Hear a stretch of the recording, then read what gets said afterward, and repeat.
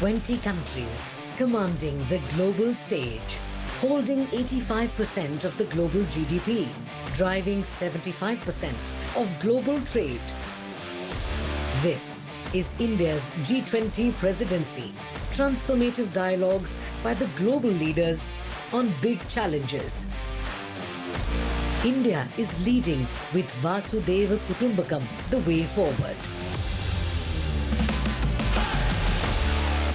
TV's special show on G20, I'm Gargi Rawat. This is a curtain raiser to India's global footprint, and we'll talk about the importance of the G20 summit in India and the synergy between the G20 countries on working out the economic strategies, as well as partnerships on energy, agriculture, skill development, technology, food, security, keeping in mind the interests and aspirations of the global south. So to understand what India has achieved with the G20 presidency and what we can achieve, we have with us Padma Shri Vikramjit Singh Sahni, Member of Parliament, Rajya Sabha, who has been active in many multilateral organizations, representing India and its chair for BRICS Agri Council and member of B20 Task Force on Skilling. Thank you so much for joining us today.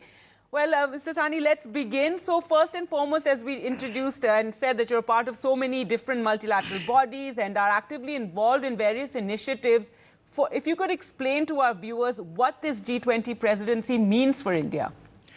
Thank you, Gargi. As far as G20 is concerned, this group of, say, about 20 countries, we'll be surprised, it consists of almost 80% of the world global population and 75% of the global trade. So it's really a very big group, big force to reckon with. It was ambitiously formed in 1999 in the wake of the Asian financial crisis as a more inclusive forum to discuss economic cooperation among the industrialized countries. But I must point out that, it is a still informal grouping with no charter. It has no secretariat. And the G20 relies on, just creating consensus among its members to get things done. We have to note, historically, it achieved its standout success in April 2009, where its members, fearing an impending famous depression, agreed on measures to stabilize and bring about some financial stability. But coming to India's G20 presidency, it seems to sure win India many more such plaudits. I'm sure India's presidency, we will see many heads of state. We have invited the 9 neighboring countries to this summit, and should generate an actionable policy among the nations beyond the core. In India's presidency, we have tried in all the sessions, because this G20 event, it will be culmination of a year-long events. Yes. So India have tried to leverage its influence to shape global economic policies which promotes sustainable economic growth, attracts investments in key areas. We have addressed key challenges such as infrastructure, development, digital transformation, global health, food security is very important, and above all, lives and livelihoods. With G20 countries engaging intensively with India during this year, do you expect our economy will receive a major thrust? And also, how will this help India's positioning in the world? Gagiji, India has been recognized as the voice of the global south. We've been talking about South-South cooperation. And this year, when India is hosting G20, next year we are hosting BRICS, which just concluded in South Africa last week. And G20 presidency definitely helping India to strengthen its global footprints. Earlier, India was, I must say, was part of the problem. Now it's part of the solution.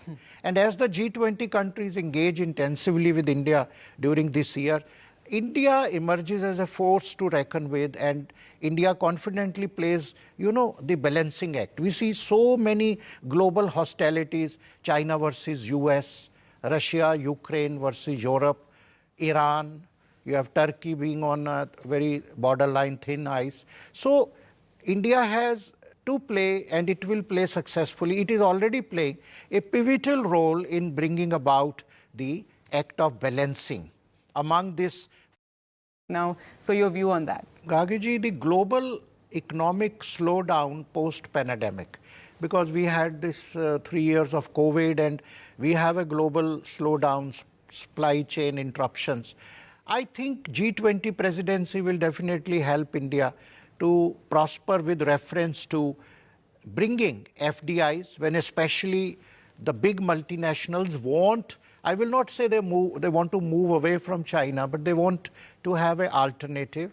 So facilitating the right environment for engaging in profitable FTAs, as you know, India have successfully concluded with UAE, Australia, and we are at a, and this G20 we will have the sidelines negotiations with countries like UK and all other countries. So FTAs to the benefit to where we have a win-win situation. Global value chain integration, that is very important, and strengthening our infrastructure and creating new job opportunities. That is very, very important. And above all, I think recently last week, the trade ministers of G20 met, where the emphasis was laid on MSME participation in trade and expanding logistics. So this was Jaipur call for action by the trade ministers of G20. I think the most important lesson left behind by the COVID pandemic was, the loss of breaking off, collapsing of supply chains, thus achieving a better balance between producers and consumers with consumer-centric approach is much needed. And the chief aspects identified are growth and prosperity, resilient global value chains, as I earlier said, MSMEs, logistics, and most important, WTO reforms, because these multilateral organizations, sorry to say, they have becoming ineffective. And it is the partisan kind of things, the bilateral kind of things, as I have already spoken about global hostilities. So they are the, the order of the day. So we hope that with these G20 multilateral organizations like United Nations Security Council, WTO and all other will get some strength. Post-summit, the emphasis is on immediate post-crisis recovery while addressing issues of, as I said, multilateralism and macroeconomic stability. And attention, I think the deliberations will be on growth in a still weak global economy, because we have to admit that India is doing still well, but still we have a global economy and we never know the winds of change can always affect the economies which are very vulnerable, how strong they may be. And the focus is on strengthening growth and development in terms of infrastructure, energy, food, nutrition, and promoting inclusion and opportunity. So I think on the whole, trade investment will be the focus and has been the focus and will be good deliverable out of this G20. The face of the labor force is also changing with new skills coming into play. Artificial intelligence is a big talking point at the B20 just now. That was one of the big talking points and focus areas. Digital economies post-pandemic is also the big focus. So if you could tell us how G20 can play a role in international skill gap mapping and bringing positive changes in the skilling landscape in India. And this is something very key, especially for the youth. Now, Gagiji, the way world is transforming right now, I think we have never witnessed such type of paradigm shift. Absolutely. So, in the history of mankind, digitalization, okay, of course, is the need of the hour. But look, we never heard chat GPT, artificial intelligence. These are the big phenomena which are bringing about revolutionary changes in the work ecosystem. But now the matter of concern is that as per the latest report by International Labour Organization, ILO, the global employment growth will be only, say, 1%, which is less than half the level of the last year. And unemployment, the same report says unemployment is slated to rise in 2023 by around 3 million. Now, this is a definitely good reason for concern, but the bigger concern is we have unemployment on the one hand, and we have skill job gaps at about 473 million. So there is a need for skilling. And I think one of the deliverable of this G20 will be creating more job opportunities in the paradigm shift, in the changing environment. So, in your view, what are the areas where India can expand its domestic markets in the context of changing livelihoods as well as new skills? No, I think Agiji, skilling that too with ethnographical approach is only sustainable solution, the focus-based, the particular geography. And I'm happy that there are very good deliberations were held. In fact, in the G20, I myself am the member of the B20 task force for skilling. And we have been part of such dialogues, and I'm really optimistic that G20 countries are prioritizing not just the skill development, but emphasis is on the capacity building, upskilling and reskilling. And it has been unanimously decided in the G20 that there will be development of international skill gap mapping portal, which will assess the current and future labor market trends, skill needs. And I think undertaking skills demand assessment on a periodic basis by various industries, occupations, and development of a unified kind of skills and qualification. And there is a need for qualifications harmonization also, because the skills program, like we have National Skill Development Corporation, each country, we must harmonize the skilling so that our engineers, our AC mechanics, our welders, our masons, our solar panel technicians, our health workers can go to Canada, can go to US, can go to Middle East, and it is mutual recognition of the qualification, the QSPs of the skill programs. All right, we're going to take a short break now, but we're going to come back more on this topic of the war in Ukraine and its impact on the supply chains and what we were talking about, the challenges as well as the opportunities for India. Welcome back to our special show, a curtain raiser ahead of the G20 summit, where we're talking about India's opportunities. And to talk more about this, we have with us in studio Padma Shri Vikramjit Singh Sani. And sir, so before going into the break, we were talking about supply chain. So given that, could you provide insights into the discussions that have been taking place around the way forward when it comes to imports and exports of sensitive products such as wheat, sugar, fertilizers, and especially in the context of the impact that the Russia-Ukraine conflict has had on the supply chains? Gagiji, as far as agriculture is concerned, as you know, it's of paramount importance for survival of mankind. And I think in India's context, it's very, very critical. My own state, Punjab, for example, is the biggest contributor of the food procurement, which ensures nation's food security. And in G20 Agriculture Ministers Summit and Agriculture Working Groups, with unanimous agreement to consumer-centric approach amongst all leading to food security, which is very important. While accounting for the global conflicts, the issue of food security is one of the basic concerns, because these kind of conflicts lead to disruptions. It is undisputedly acknowledged that price volatility problem also needs addressal. It is realized, and it was deliberated in the G20 Agri Group, that rising food prices can lead to social and economic instability by stoking inflation, cause any sort of, God forbidden, unrest. Yes. So thus it is very important to have also the plant protection and quarantine standards, which we call PPQ. Like our fruits and vegetables now cannot enter one of the G20 countries. I know some mangoes. There are different PPQ. Our wheat cannot go to this country. Their food grains cannot come into this country. So these are impediments, or what we call a non-tariff barriers. So we need to, I hope the G20 will be able to harmonize these quality parameters for free development of agri-trade. And I think 2 or 3 areas which we have flagged up is development of seed banks and emphasis on organic farming in this whole thing, while ensuring food security.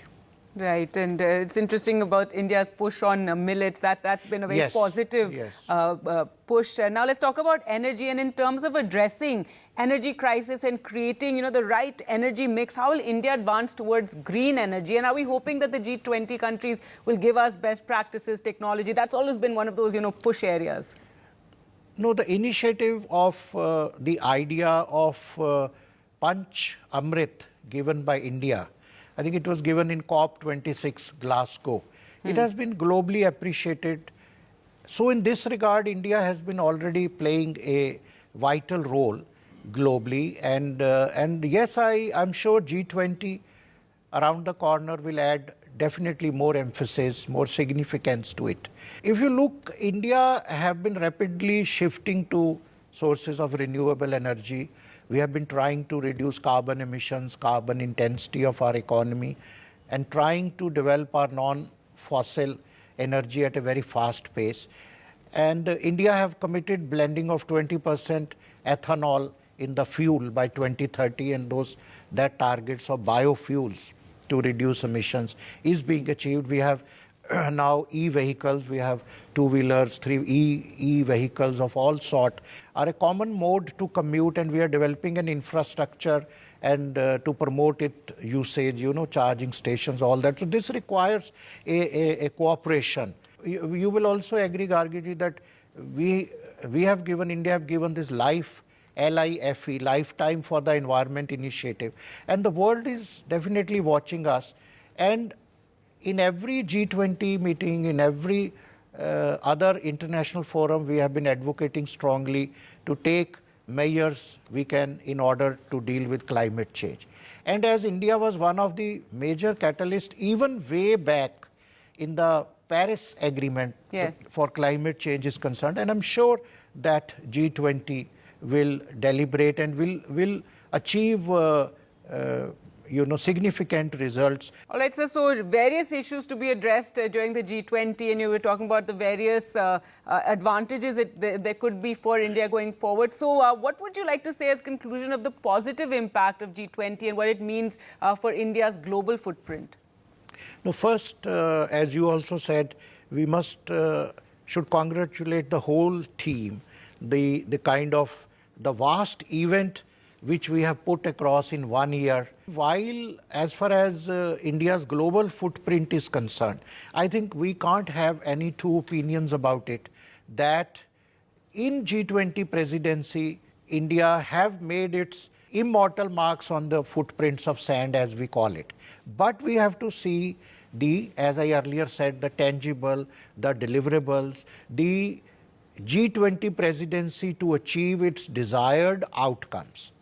All the sessions which happened so far have witnessed consensus for a very transparent kind of regime, ushering into number one, free global trade, which I am again emphasizing, strengthening of our multilateral organizations, whether it is United Nations Security Council or World Trade Organization, enhanced investment in infrastructure, health is very important up to the rural level, and education, skilling we have discussed, skilling for jobs.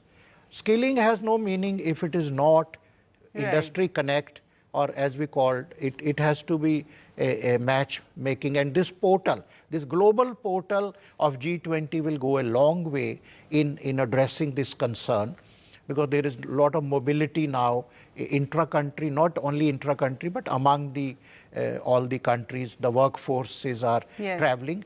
Digital transformation, because digitization is very important. And last but not the least is climate change, which we have deliberated at great length. And I think at the end, I would say, with emphasis on fair, open, inclusive multilateral system, which is challenging right now with all these conflicts among all the countries which we deliberated. We do hope that the underlying theme of this G20, one earth, one family, one future, how lovely and how relevant it looks. But let us hope it is translated in this G20, where many heads are coming and many heads have excused themselves. Yes. But we hope, whether they are physically present here, whether they are not present, I am sure, Kagiji, that India will be able to leverage these outcomes and to act as a catalyst to bring about global as well as domestic renaissance and to gain a stronger foothold while overcoming and notwithstanding geopolitical discords. And I'm sure that India and its 1.4 billion people will play a strategic role in ushering into, new era on the successful conclusion of this historic G20 summit. All right. Well, thank you so much, Mr. Sani, for joining us and telling us about what has been discussed and where we're leading to with the G20 presidency, coming at a time when, as you said, so many geopolitical tensions. So let us see how the collaboration between the G20 nations foster cooperation on various fronts for the global south. Thank you all for watching. Goodbye.